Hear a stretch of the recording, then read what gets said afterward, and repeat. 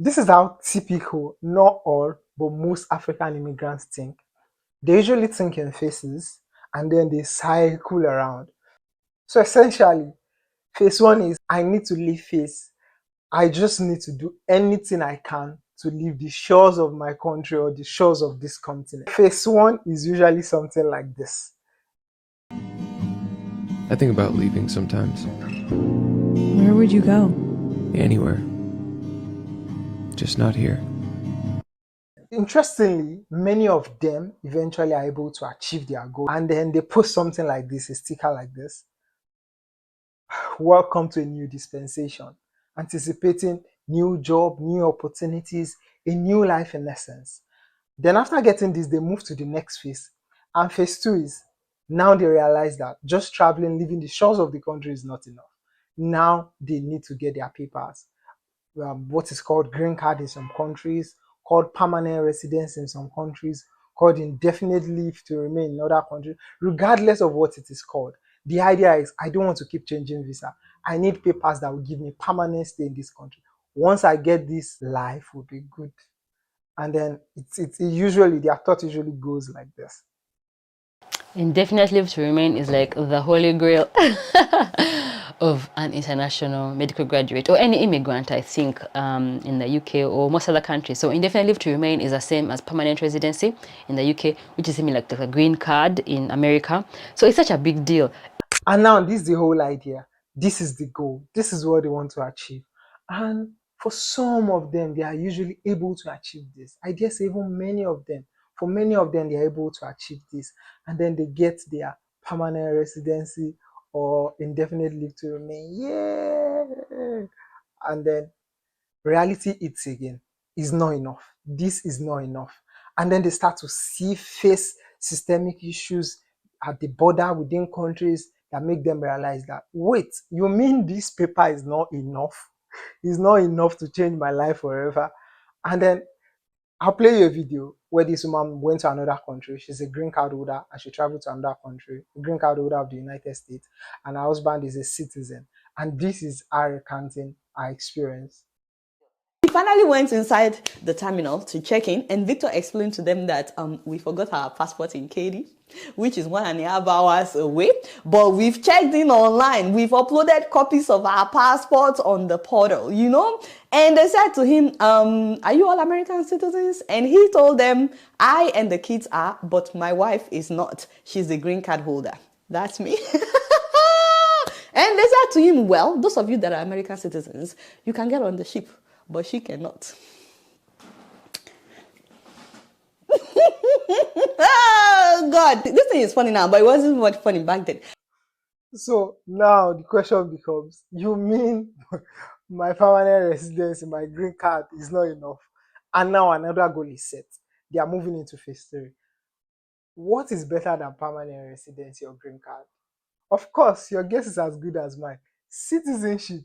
This is the final phase. Get citizenship and all of your life problems are solved, or the basic ones at least.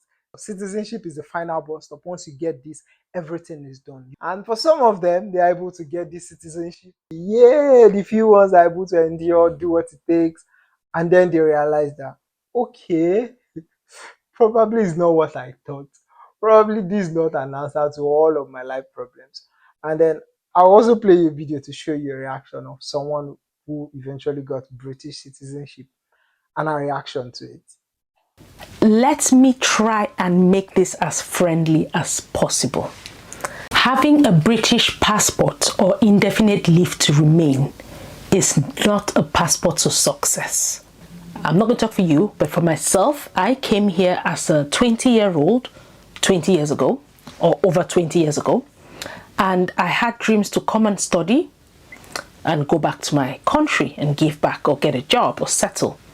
When you waste so many years, okay, you study for 2 years, maybe 3 years or 5 years, you keep doing any cost to keep you here till you can jump on the next opportunity to renew your visa. So people have even gone through the routes of being here illegal for 15 years just to have the papers. Let me ask you, once you have the papers, what is the end goal? Is the end goal to flash your passport like a trophy? Or is the end goal to achieve what your purpose in life was, or what your capabilities are? Which is it? Is it more the bragging rights to say I can travel when and if I want?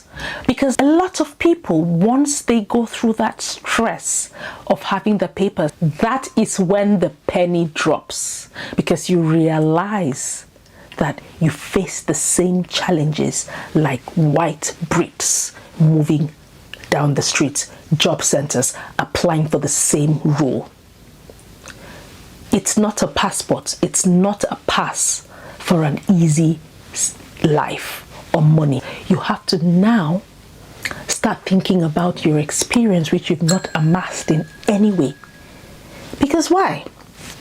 When people were going to work, your English counterparts at university, they had a very nice soft landing from birth. You, on the other hand, guess what you have to do? You have to start looking now for work experience. Who would you employ if you are an employer? The white Brit who has managed to maybe get a volunteer job, not having to pay heavy fees, not having to pay rents, to pay visa applications, they'll give them because they have been in the work environment. Have they adapted better? Perhaps. Do they have better grades than you? Maybe not. Are they more ambitious than you? Maybe not. But who has the shot then? I'm going to try not to project individual experiences. These are experiences of people, and the journey is deeply personal. It can be deeply personal. Goals vary, interests differ. So I will try not to project the experience of one person as the experience of many. But the whole idea behind this is not to push forward the stance that migration is bad necessarily. As you all know, economic migration is as old as the history of the world. I mean, the first humans, they were hunter-gatherers, they were essentially nomads, and they were moving about. So this is not to say that there's anything inherently wrong with economic migration, but the whole idea is that if you have to migrate for economic reasons, that probably means that you're at a disadvantage already.